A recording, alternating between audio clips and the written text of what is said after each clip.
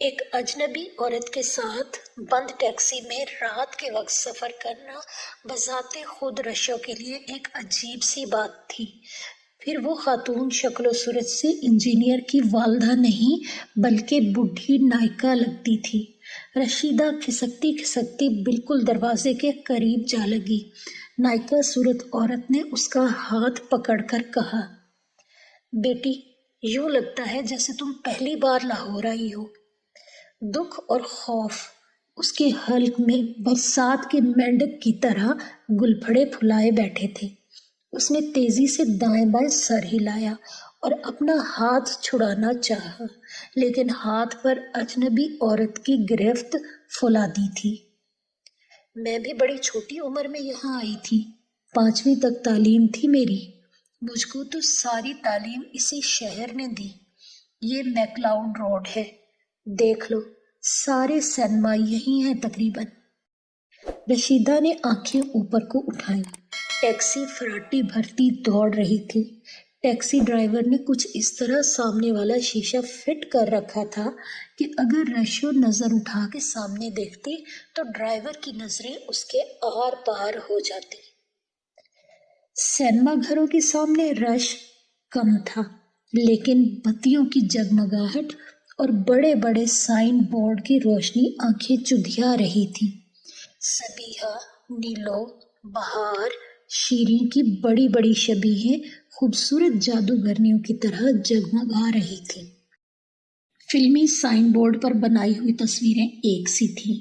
ایکٹریسوں کے بھرے بھرے سرخ ہونٹ، گالوں تک آیا ہوا ایک آدھ آنسو، قوالی کے انداز میں اٹھے ہوئے ہاتھ، مغلئی محراب میں چوڑی دار پاجامہ اور پشواس پہنے، گود میں دودھ پیتا بچہ لیے، کسی کے گناہ کو چھپائے قربانی کی دیوی، بوڑھی ایکٹریسوں کی شبیہیں جو اب ماں بننے پر مجبور تھیں، نوجوان ہیرو جن کے تھل تھل جسم کو دیکھ کر اندازہ ہوتا تھا کہ وہ مشقیں لاد کر آگ بجھانے جا رہے ہیں، ویلن جس کی آنکھ پر چمڑے کی اندھیاری تھی، جو ہالی ووڈ کی ویسٹرن فلموں کی طرح چمڑے کی جیکٹ، جینز اور کھوکے لگی بیلٹ پہنے تھے۔ یہ سارے سائن بورڈ رنگ و نور کا گلال بکھیرے اسے بلا رہے تھے۔ سارے لاہور کا گلیمر اس کے استقبال کے لیے بڑھا آ رہا تھا۔ کون سا نمبر بتایا تھا تم نے؟ فولادی شکنجے نے اسے جھنجھوڑ کر پوچھا۔ رشو نے جلدی سے ہاتھ میں پکڑی ہوئی چٹ انہیں تھما دی۔ روکو بھائی، ٹیکسی روکو!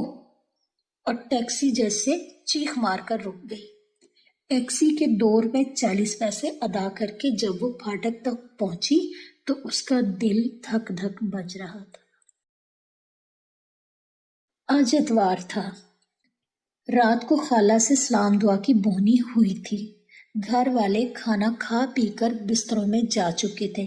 رشیدہ سے خالہ نے 3-4 جملوں میں بہاولپور والوں کی خیریت پوچھی اور پھر اسے انوری کے ساتھ بھیج دیا۔ رشیدہ کو جو کمرہ تفویض کیا گیا تھا وہ باکس روم سے ملحق تھا، سامنے گیلری تھی، اور جب بھی دروازہ کھلتا تو سامنے فلش کا قدمچہ صاف دکھائی دیتا۔ پچھلی کھڑکی کے کھلنے پر آنگن، باورچی خانہ، مرغیوں کا ڈربہ، نوکروں کے کمرے اور اناج کی کوٹھڑی نظر آتی تھی۔ اتوار ہونے کے باوجود رشو کی آنکھ بہت صبح کھل گئی تھی۔ اس نے جب کمرے کا دروازہ کھولا تو سارے گھر پر نیند کا غلبہ تھا، حتیٰ کہ باورچی خانے میں بھی کسی قسم کا کھڑکا وڑکا نہ تھا۔ نماز پڑھ چکنے کے بعد اس نے اپنے کمرے کا پھر سے جائزہ لیا۔ دیوار گروں پر گرد سے اٹے ہوئے بھاری برتن، ساگوان کی لکڑی سے بنی ہوئی الماری، ایک کرسی اور ایک چارپائی جس پر وہ رات کو سوئی تھی۔ رشیدہ کو اپنی بے مائگی اور بے سر و سامانی پر ترس آ گیا۔ اپنے سامان سے اس نے آہستہ سے کاپی نکالی اور امی کو خط لکھنے بیٹھ گئی۔ پیاری امی جان، السلام علیکم۔ میں بخیر و عافیت خالہ فیروزہ کے گھر پہنچ گئی ہوں۔ رات کو چونکہ ٹرین 3 گھنٹے لیٹ تھی، اس لیے خالہ فیروزہ پلیٹ فارم پر 2 گھنٹے رات تک کر گھر لوٹ گئی۔ یہ جھوٹ اس نے ماں کی تشفی کے لیے رقم کیا تھا، لیکن میری ایک ہم سفر خاتون مجھے گھر پہنچا گئی۔ آپ فکر نہ کریں، رات چونکہ دیر ہو گئی تھی اس لیے خالہ سے تفصیلی باتیں نہیں ہو سکی۔ میرا کمرہ علیحدہ ہے، مجھے پڑھائی کرنے میں بھی آسانی رہے گی۔ خالہ نے اسے بہت آراستہ کر رکھا ہے، آپ کسی قسم کی فکر نہ کریں۔ ہمیشہ آپ کی تابعدار، رشو۔ نوٹ: زری، خالد اور راشدہ کو پیار۔ طاہرہ باجی نے میری قمیض بھجوائی تھی کہ نہیں؟ یہ خط رقم کرنے کے بعد جب اس نے آنگن میں نظر کی تو ستمبر کی دھوپ صبح کو جگانے آنگن میں آ گئی تھی۔ رمضان کیتلی میں پانی بھر کر باورچی خانے کی طرف جا رہا تھا۔ انوری البتہ اتنی صبح عجیب سے کام میں مشغول تھی۔ وہ مرغیوں کے ڈربے کے پاس بیٹھی چھاج سے گیہوں پھٹک رہی تھی۔ اتنی صبح گیہوں پھٹکنے کی وجہ رشو کو سمجھ نہ آئی، لیکن وہ کھڑکی میں کھڑے انوری کو دیکھنے لگی۔ انوری نوکرانی تھی، لیکن کچی عمر کا پٹاخہ، سرکس کے جوکر کی طرح ہنسی، جسم آڑو کے شگوفوں کی طرح بھرا بھرا اور لچکیلا۔ انوری کی نگاہیں بار بار آنگن کی طرف جاتی، جیسے یہ بھانپ رہی ہوں کہ گھر میں کون کون جاگا ہے۔ رمضان کیتلی کو تیل کے چولہے پر چڑھا کر پھر کھری چارپائی پر آ لیٹا تھا اور بازو کو آنکھوں پر رکھے پڑا تھا۔ انوری نے جب خوب تسلی کر لی کہ ابھی کوٹھی والے محو خواب ہیں اور ان میں سے کوئی بھی موجود نہیں ہے، تو اس نے اچانک سے گردن اٹھائی، پنجوں کے بل اچک کر کوٹھی کی جانب لمبی سی نگاہ ڈالی اور پھر وہ دبے پاؤں گھڑوں تک پہنچی، پیالے میں تھوڑا سا پانی چھلکایا اور رمضان کی چارپائی کے پاس جا پہنچی۔ جانے یہ نیند تھی کہ وہ بھی آنکھیں موندے جھری سے انوری کو تک رہا تھا، لیکن ظاہر یہی ہوتا تھا جیسے گہری نیند سو رہا ہے۔ انوری کی آمد پر اس نے تولا بھر جنبش نہ کی۔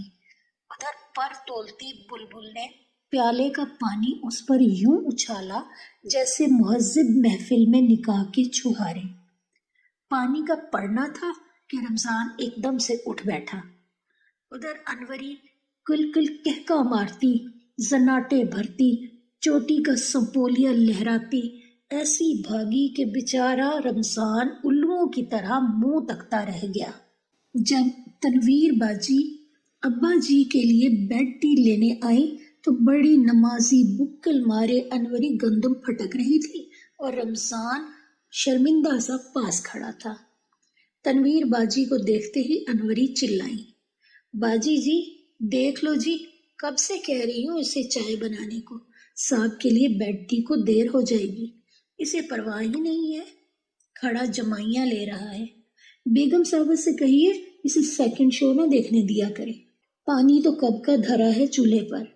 رمضان جاتے ہوئے بولا، چولہے پر دھرنے کا یہ مطلب نہیں ہوتا کہ چائے بن جائے گی۔ ہاں، انوری تنک کر بولی، مجھے تو بیگم صاحبہ نے کہا تھا صبح 9 بجے سے پہلے آدھی بوری گندم کی صاف کر لینا، میں تو منہ اندھیرے سے لگی ہوئی ہوں، دیکھ لو۔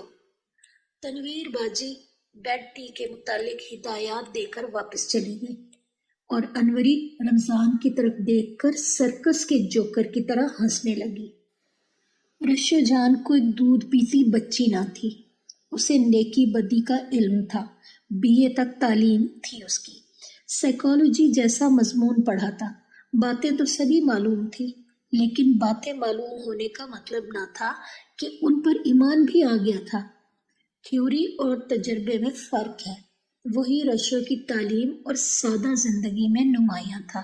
بہاولپور میں نہ تو اس کے بہلانے کی کوئی وجہ تھی اور نہ ہی ایمان لانے کی کوئی دلیل۔ لاہور کیا پہنچی، ایسا لگ رہا تھا کسی نے علم کی ساری کوٹھڑی ہی مسمار کر دی ہے۔ فاختہ کے دل کی طرح دھڑکتی کھڑکی میں کھڑی وہ بار بار سوچ رہی تھی، کبھی امی کے متعلق، زری، خالد اور راشدہ کے متعلق، لیکن ان میں سے کوئی بھی اس کی تسلی کا اہل نہ تھا۔ سب گھر میں اٹھ گئے ہوں گے۔ ہتھی سے چلنے والے نلکے کے سامنے سب نے وضو کیا ہوگا۔ زری چھوٹے چھوٹے گیلے پیر لیے جائے نماز پر بیٹھی، کبھی راشدہ کبھی امی کا منہ تکتی ہوگی۔ لیکن اب تو سورج نکل آیا ہے، وہ لوگ تو کبھی کے اپنے اپنے کاموں میں مشغول ہو گئے ہوں گے۔ خالد پلاسٹک کا بیگ لے کر ابا جی کی سائیکل پر سبزی گوشت لینے گیا ہوگا۔ اس کے پیر سائیکل کے پیڈلوں پر اچھے سے جمے نہیں رہتے تھے۔ جب گولائی میں پیڈل نیچے چلے جاتے ہیں تو اس کے پنجے پنڈلیوں سے اکھڑ جاتے ہیں، پھر وہ زور لگا کر جیسے پنجہ مارتے ہوئے پیڈل کو پیروں کے قبضے میں لاتا ہے۔ اور جو کسی دن خالد بازار سے نہ لوٹا اور اس کے پاؤں پیڈل تک نہ پہنچ پائے اور کوئی ٹرک اینٹوں سے لدا سامنے سے آ گیا، تو ایسا ٹرک جس کے ماتھے پر اللہ نگہبان لکھا ہوتا ہے، تو کیا ہوگا؟ اگر کسی ایسے ٹرک کے سامنے خالد کو پیڈل نہ ملے تو؟ رشو نے سر جھٹکا اور اس کی آنکھوں کے سامنے اندھیرا چھا گیا۔ انوری نے پھر چھاج پکڑ لیا تھا اور ہنسی روکتے گندم پھٹکنے لگی تھی۔ رمضان بھی کوئی کچی گولیاں نہیں کھیلا تھا۔ لیسوں والا کرتا، چاندی کے بٹن اور ریشمی رومال، یہ سب کچھ اپنے بیاہ سنجوگ کے لیے تھوڑی تھا۔ اتنا چھیلا بننے کی وجہ فقط ایک ہی تھی کہ ان کپڑوں کی سائی دے کر وہ چوکڑی بھرتی ہرنی کو زیر دام لانا چاہتا تھا۔ جب پیالے سے پانی اس پر گرا تو جیسے ساری اجڑی تنخواہ وصول ہو گئی۔ تنویر باجی جو ہی آنکھوں سے اوجھل ہو گئی، اس نے لوٹا بھر پانی بھرا اور کھلے دروازے کی اوٹ میں باورچی خانے کے پاس جا کھڑا ہوا۔ اندر پانی سوں سوں کر رہا تھا۔ انوری نے بڑی اطراحٹ سے بغیر پلٹے دیکھ کر کہا، پانی پکنے لگا ہے رمضان۔ رمضان خاموش گھات میں بیٹھا تھا۔ جب انوری نے محسوس کیا کہ باورچی خانے میں کوئی موجود نہیں اور پانی جوش کھا چکا ہے، تو وہ چھاج کو گندم کے ڈھیر پر اچھال کر خوب اترائی باورچی خانے کی طرف چلی۔ ابھی اسے اندر گھسے 2 منٹ ہوئے تھے کہ رمضان خالی لوٹا ہاتھ میں لیے لپکتا ہوا باہر نکلا اور بیت الخلاء کی طرف چل دیا۔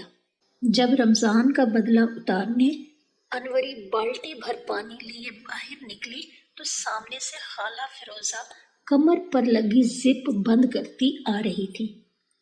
کیوں بھائی، چائے تیار ہوئی ہے ابھی؟